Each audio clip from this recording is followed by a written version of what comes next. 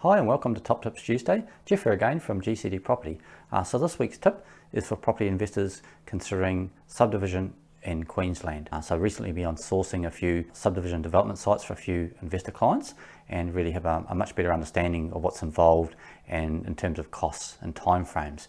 Now subdivision is a great way to create immediate equity in property, and there's certainly some property in Queensland, those larger blocks of land that are certainly open for subdivision.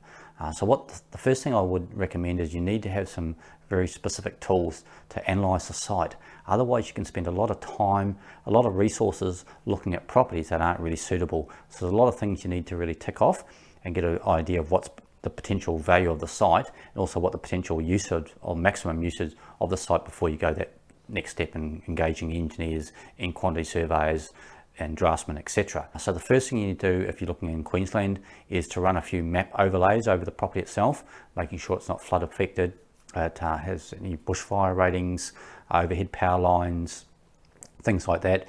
Drainage, sloping sites can be a lot more expensive to develop. Easements on the site can restrict the building as well. So it's not just a simple matter of finding a block of land that's big enough and developing it. You need to understand what that potential site, what the issues will be, and then you need to be able to do a mini feasibility study to actually working out the figures and taking all those other costs into consideration. So it's a great strategy, but I would recommend that you need to have some experience or use specialists that understand how that process works. So good luck with your subdivision and see you next Tuesday.